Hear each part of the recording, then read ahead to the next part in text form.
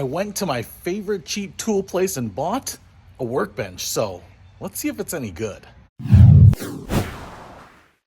What's happening, Panda Nation? Peter Von Panda here. Just picked up this. It's a Yukon rolling tool cabinet slash workbench. And I picked it up in white. I was looking for something different. Now, this is a brand that is sold at Harbor Freight Tools. So you might know Harbor Freight Tools because they are a really cheap place to buy tools. I've bought a number of things before. A lot of times I'm just looking for things to work one time. And they've met my budget for that. And I don't really expect Harbor Freight Tools to last a long time. But this, I'm hoping, will last a few years. So is that wishful thinking? I'm kind of curious to see if it's any good. So this big box here is going to get unboxed, set up, and then we'll check it out. So quick tour of this, 46 inch. So it's kind of your standard size, 9 drawers. That's what it's going to look like. It's not unlike a lot of the Huskies or other brands out there. What I'm hoping is that the heavy dutiness of this and then the wood workbench top will allow me to bolt some stuff. And I'm hoping that top is actually really sturdy and stable because I actually want to see if I can also put a vise on there, which might be hard. I'm not sure if it's fused to the cabinet or not because I'm going to have to run some bolts all the way through it.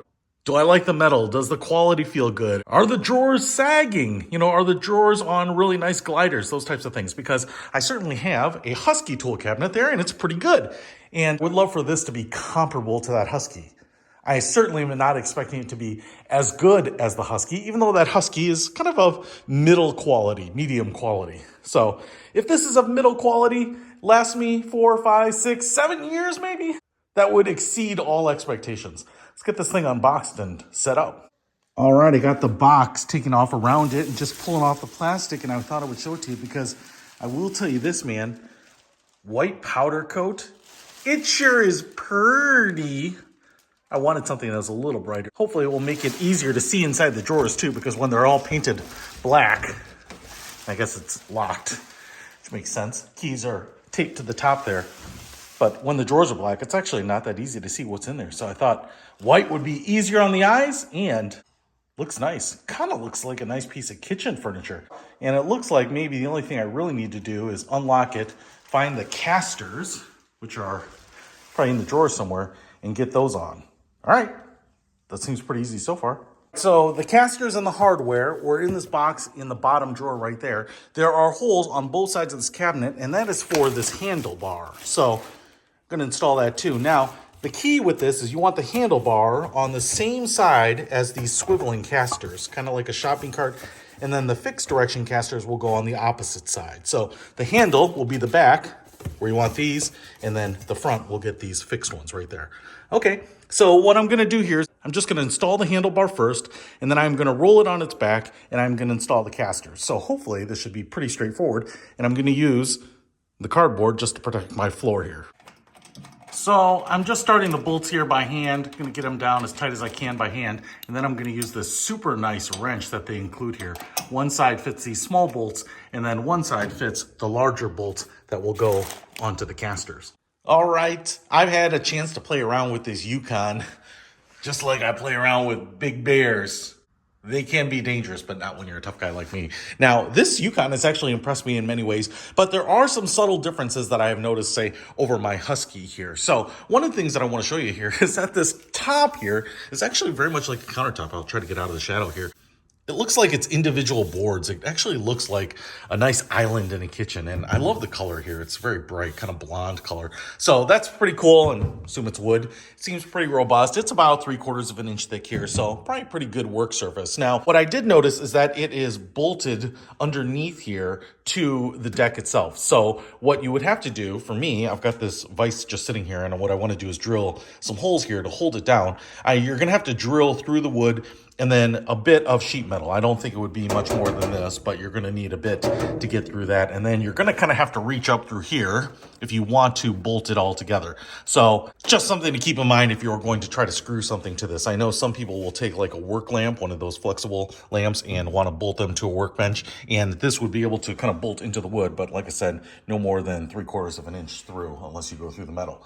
All right, the other thing is, for me, this is going to be fine, but it's really not that deep. only 18 inches deep here. So it's not the deepest thing in the world. If you are used to kind of a standard large workbench, and being able to put some stuff back here and working up in front, this is not going to provide a lot of space. Now, the beautiful thing is this is only a 4-foot little shelf here on the floor. And so I wanted something that was going to give me some space to stand here and do some work. And for me, most of the time, I'm just working on small stuff.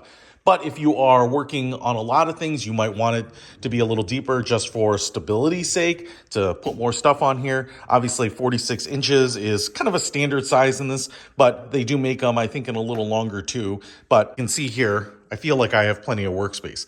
Now, I will say the drawers are pretty similar in many ways. Here we have kind of this brushed metal finish on the handle. That is very similar to my Huskies. The only difference here is that even though they are on these very nice, smooth ball bearing hinges, there is no soft close to them. So if you do not close them all the way on your own, they aren't going to close. I actually do like these soft close because you can kind of just fire them in there and then it slows down. And so you don't have things rattling. You don't have screwdrivers banging in the back or anything like that. I will also say, I don't have the pad in this one. They do have some pressed in shapes here to give the bottom some structure. And I want to show you that they all came with these padded sheets here. So you do get those included. I just put the one for the top drawer down there, but there is enough for all of them. So you have a nice quiet bottom here that the tools will fall under. And I really do like the white. I know that when you put a black pad on the bottom, it still gets kind of dark, but the white to me just makes it a little easier. I feel like seeing things that are in there. It just kind of bounces the light around a little bit more. And so I really like this. It gives it kind of a modern minimalist look.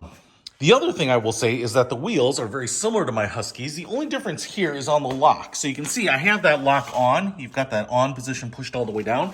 The difference here is that if I take it off right there, and then I go ahead and click it back on, it just kind of pushes down, and you can feel it resist, but it doesn't do any positive clicking. On the Husky, when I push it down, you can feel it click into place. So not a huge deal or anything, but it's just a difference that there isn't any detent or anything that lets you know that they are clicked into place. So other than getting the vise installed, I'll actually put some little wheel chocks around here just to hold this in place, because even though it is meant to roll around, I really mostly just want to use this as a workbench, have it in place as I'm kind of moving things. I don't want it to wiggle, but I'm really happy with this. I think the quality for the price point is actually a really good value. And I'll tell you what, if you were looking for a white rolling tool cabinet, for whatever reason, nobody makes them anymore. Years ago, a lot of companies would make them. John Force, Lowe's had a brand that had them. I don't know why people got rid of them. Maybe they look dirty after a while or something like that. But everyone has black. No one has white. So I was really excited to find this in white by Yukon. And I'm really happy with this quality. It seems to be as good as any of the other brands that I was checking out at maybe a little bit lower price point. And so that kind of gives me some relief, because normally when I buy something from Harbor Freight, I don't expect it to last. It's a good value and it gets me a tool sometimes that I couldn't afford anywhere else. But this is actually something that seems like it's going to last. And I don't know, it's quite attractive, which is good because the user is not. That's me. So if you want to pick up this Yukon rolling tool cabinet workbench, I'll put a link to it in the description. Peter Von Panda, out. We can discover more and explore so much deeper. We can live better than ever face.